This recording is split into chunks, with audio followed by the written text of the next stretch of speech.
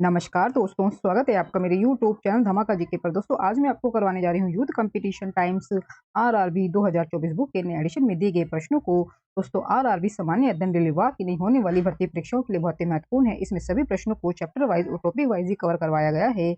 सभी रेलवे की group D और एनटीपीसी स्टेज लेवल 1 और 2 के प्रीवियस ईयर प्रश्नों को दोस्तों इसमें कवर किया गया है। और भी अदर परीक्षाओं को प्रश्नों को दोस्तों इसमें कवर किया गया है। और सभी जो प्रश्न है वो आपके आने वाली परीक्षाओं के लिए बहुत ही महत्वपूर्ण है। इसलिए आप इन प्रश्नों की वीडियो को पूरा जरूर देखें। और वीडियो में दिए गया कंटेंट पसंद आए तो प्लीज वीडियो को लाइक और शेयर जरूर करें। और मेरे यूट्यूब चैनल धमाका जीके को सब्सक्राइब जरूर करें, जिससे आगे भी आपको मेरी एग्जाम रिलेटेड वीडियो मिलती रहे। चलिए दोस्तों वीडियो शुरू करते हैं। दोस्तों आरआरबी 2024 बुक के नए एडिशन से हम दोस्तों इतिहास के प्रश्नों को कवर कर रहे थे। और दोस्तों इतिहास में हमारा मध्यकालीन इतिहास से जो है हमारा 586 प्रश्नों को हमने कवर कर लिया था। और दोस्तों ये हमारा छठा टॉपिक का 7वां चैप्टर है, उत्तरवर्ती मुगल शासक। और दोस्तों इसमें हमारे प्रश्न शुरू हो रहे हैं 587वें प्रश्न से। चलिए दोस्तों प्रश्न हमारे पास दिया गया है, भारत का अंतिम मुगल शासक कौन था? दोस्तों आंसर इसका बहादुर शाह द्वितीय, जिनका जन्म 24 अक्टूबर 1775 ईस्वी को और मृत्यु 7 नवंबर 1862 को हुई थी। इनका टोटल ये जीवन अवधि थी। और ये मुगल साम्राज्य के जो है अंतिम शासक थे बहादुर शाह द्वितीय। और इनका शासनकाल 1837 से शुरू होकर 57 तक था। बहादुर शाह द्वितीय एक कवि, संगीतकार एवं शायर था और राजनीतिक नेता के बजाय सौंदर्य अनुरागी व्यक्ति अधिक था। उन्होंने 1857 के प्रथम भारतीय स्वतंत्रता संग्राम में भारतीय सिपाहियों का नेतृत्व किया। उन्होंने 1857 के प्रथम भारतीय स्वतंत्रता संग्राम में भारतीय सिपाहियों का नेतृत्व किया। युद्ध में हार के बाद अंग्रेजों ने उन्हें बर्मा, अब जो म्यांमार है दोस्तों, उसमें निर्वासित कर दिया था। यानी कि वहां पर अंग्रेजों ने उन्हें भेज दिया था, जहां 1862 ईस्वी में उनकी मृत्यु हो गई थी। बहादुर शाह द्वितीय की ये थे मुगल साम्राज्य के अंतिम शासक। अगला है प्रश्न 588वां प्रश्न, किस मुगल सम्राट को अंग्रेजों ने रंगून भेज दिया था? किस मुगल सम्राट को अंग्रेजों ने रंगून भेज दिया था? दोस्तों आंसर इसका बहादुर शाह जफर को। नेक्स्ट क्वेश्चन है दोस्तों, भारत से मयूर सिंहासन कौन लेकर गया था? भारत से मयूर सिंहासन कौन लेकर गया था? दोस्तों आंसर इसका नादिर शाह जो है दोस्तों ईरान का नेपोलियन फारस का शासक था। इसने मुगल शासक मोहम्मद शाह के शासनकाल में 1739 ईस्वी में आक्रमण किया था। दोनों की सेनाओं में करनाल का भीषण युद्ध हुआ, जिसमें मोहम्मद शाह को बंदी बना लिया गया। नादिर शाह दिल्ली में 50 दिन से अधिक रहा और लगातार लूटपाट करता रहा। नादिर शाह दिल्ली में 50 दिन से अधिक रहा और लगातार लूटपाट करता रहा। वह प्रसिद्ध मुगल राज सिंहासन तख्ते ताउस तथा मुगल ताज में लगे विश्व के सर्वाधिक कीमती हीरे कोहिनूर को भी वापसी के समय ले गया। अगला है प्रश्न, नादिर शाह ने डैश में भारत पर हमला किया था और दिल्ली में लूटपाट की थी? दोस्तों आंसर इसका 1739 में। अगला है दोस्तों प्रश्न 591 प्रश्न दिया गया है, निम्नलिखित ऐतिहासिक घटनाओं को उनके कालानुक्रम में व्यवस्थित करें। ऐतिहासिक घटनाओं को उनके कालानुक्रम में व्यवस्थित करें। तो दोस्तों दिए गए हमें पहला ऑप्शन, नादिर शाह ने भारत में घुसपैठ करके दिल्ली पर हमला किया। दूसरा में दी गया है, बंगाल की दीवानी ईस्ट इंडिया कंपनी को हस्ताक्षर कर दी गई। तीसरा दोस्तों, हुमायूं ने अपने हारे हुए क्षेत्र को फिर से जीत लिया। डी हमें दिया गया है, अहमद शाह अब्दाली ने पानीपत की तीसरी लड़ाई में मराठों को हराया। तो दोस्तों इसका सही जो कालानुक्रम है कि सही से जो लगाना, तो आंसर होगा इसमें दोस्तों आपका option C A B D.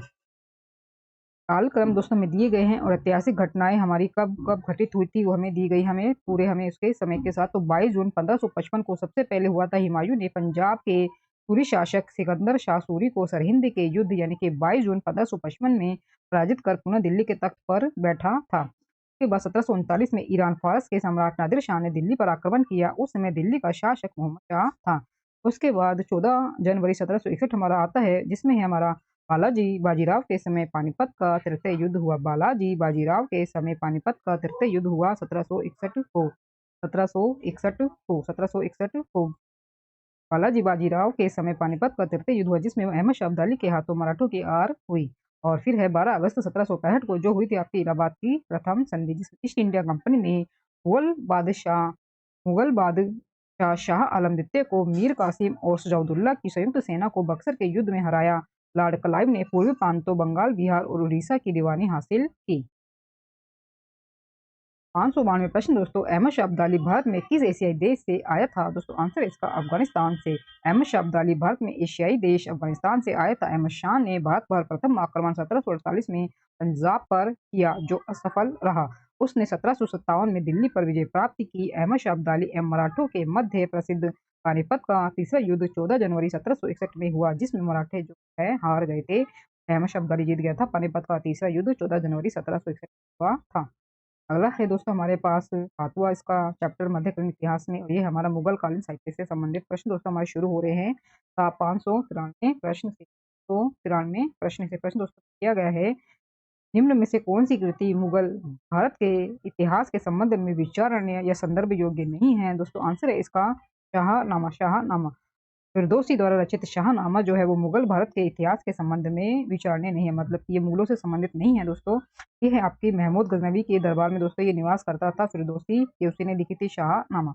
और बाकी जो आलमगीरनामा है ये आपकी मिर्जा मोहम्मद काजिम ने लिखी थी। इसमें औरंगजेब के शुरुआती 10 वर्ष के शासनकाल का वर्णन है, और औरंगजेब तो है दोस्तों वो मुगल साम्राज्य में मुगल साम्राज्य से संबंधित है। शाहजहाँनामा के लेखक इनायत खां हैं।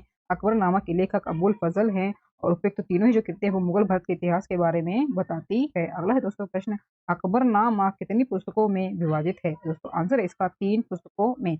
अकबरनामा को 3 किताबों में विभाजित किया गया है। पहला अकबर के पूर्वजों के बारे में है, दूसरा अकबर के शासनकाल के बारे में है, और तीसरा आइन जिल्द ए अकबरी है। इसके रचनाकार अबुल फजल थे, जो कि अकबर के नवरत्नों में से एक थे। वर्तमान में अकबरनामा लंदन के एक संग्रहालय में संरक्षित है। वर्तमान में अकबरनामा लंदन के एक संग्रहालय में संरक्षित है। अगला है दोस्तों प्रश्न 595 प्रश्न हमें दिया गया है। 14वीं शताब्दी में फारसी साहित्य का निम्नलिखित में से कौन सा प्रसिद्ध साहित्यकार गजलों से संबंधित था, जिससे उसके पूर्ण स्वातित्व और काव्य कला के लिए सराहा गया? दोस्तों आंसर है इसका हाफिज। दोस्तों आंसर है इसका हाफिज। 14वीं शताब्दी के फारसी साहित्यकार हाफिज को उनकी गजलों के लिए जाना जाता है। 14वीं शताब्दी के फारसी साहित्यकार हाफिज को उनकी गजलों के लिए जाना जाता है। उनकी कविताओं के संग्रह को दीवान या दीवान हाफिज के रूप में जाना जाता है। मिर्जा गालिब 19वीं शताब्दी के प्रसिद्ध उर्दू एवं फारसी के प्रसिद्ध शायर थे, जिन्हें उर्दू भाषा का सर्वकालिक महान शायर माना जाता है। दोस्तों जो आपसे प्रश्न में पूछा गया है वो 14वीं शताब्दी से संबंधित पूछा गया है, तो वो होगा आपका हाफिज। नेक्स्ट क्वेश्चन दोस्तों 596 प्रश्न, बाबर की आत्मकथा बाबरनामा किस भाषा में लिखी गई थी? बाबर की आत्मकथा बाबरनामा किस भाषा में लिखी गई थी? दोस्तों आंसर है इसका तुर्की। दोस्तों आंसर है इसका तुर्की। मुगल बादशाह बाबर ने अपनी आत्मकथा बाबरनामा की रचना तुर्की भाषा में की। इसमें बाबर ने अपने जीवन की अनेक घटनाओं को विस्तार से लिखा है। इसके माध्यम से बाबर द्वारा भारत में किए गए युद्धों की जानकारी मिलती है, तथा आक्रमण के समय भारत की राजनीतिक दशा का भी विवरण जो है मिलता है। यह आत्मकथा बाबर द्वारा पानीपत एवं खानवा के युद्ध में अपनाई गई तुलुगमा युद्ध प्रणाली की जानकारी भी देती है। बाबरनामा नाम से जाने जाने वाली पुस्तक का मूल शीर्षक तुजुक-ए बाबरी है। तुजुक-ए बाबरी है। अगला है प्रश्न 597 प्रश्न, मध्यकाल में लिखे गए महाकाव्य पद्मावत के लेखक कौन हैं? मध्यकाल में लिखे गए महाकाव्य पद्मावत के लेखक कौन हैं? दोस्तों आंसर है इसका मलिक मोहम्मद जायसी। मलिक मोहम्मद जायसी। महाकाव्य पद्मावत के लेखक मल्लिक मोहम्मद जायसी है। यह कथा काल्पनिक न होकर चित्तौड़ के राजा रतन सिंह और पद्मावती की कथा है। पद्मावत मसनवी शैली में रचित एक प्रबंध काव्य है, जिसमें चित्तौड़ व अलाउद्दीन खिलजी के आक्रमण तथा पद्मनी पद्मावत के जौहर का वर्णन है। अखरावट, आखरी कलाम, चित्रलेखा, कहरनामा, मसलानामा आदि जो है जैसी की रचनाएं हैं। तो आगे है प्रश्न 598 प्रश्न, आईने अकबरी किसने लिखी थी? आईने अकबरी किसने लिखी थी? यह 16वीं शताब्दी का विस्तृत दस्तावेज है, जिसमें सम्राट अकबर के अधीन मुगल साम्राज्य की प्रशासन व्यवस्था का विस्तृत वर्णन किया गया है। आंसर है इसका ऑप्शन सी अबुल फजल। अबुल फजल। आईने अकबरी अकबर के दरबारी इतिहास पर अबुल फजल द्वारा फारसी भाषा में लिखी गई थी। आईने अकबरी अकबर के दरबारी इतिहास पर अबुल फजल के द्वारा फारसी में लिखी गई थी। यह 16वीं शताब्दी का विस्तृत दस्तावेज है, जिसमें सम्राट अकबर के अधीन मुगल साम्राज्य की प्रशासन व्यवस्था का वर्णन किया गया है। आईने अकबरी अबुल फजल द्वारा रचित अकबरनामा का ही एक भाग है। अकबरनामा के 3 भाग है, जिसमें से तीसरे भाग को आईने अकबरी कहते हैं।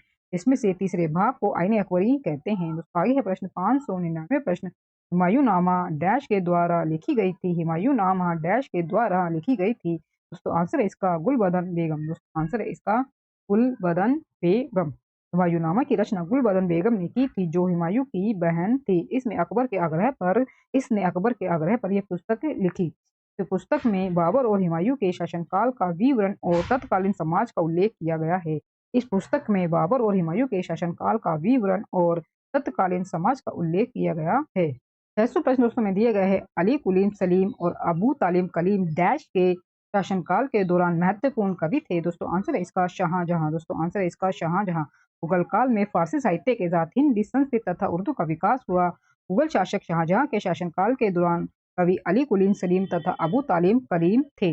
सम्राट अकबर के समय कवि फैजी, अबुल फजल, तुलसीदास तथा रसखान जैसे कवि थे। जहांगीर के समय में कवि सूरदास, बिहारी, केशवदास, नकीब खां तथा मुतमिद खां नियामतुल्लाह थे। जहांगीर के समय कवि बिहारी और सूरदास, केशवदास, नकीब खां तथा मुतमिद खां और नियामतुल्लाह थे। जबकि औरंगजेब ने इतिहास लेखन पर प्रतिबंध लगा दिया था, फिर भी उसके समय के कवि मिर्जा मोहम्मद थे।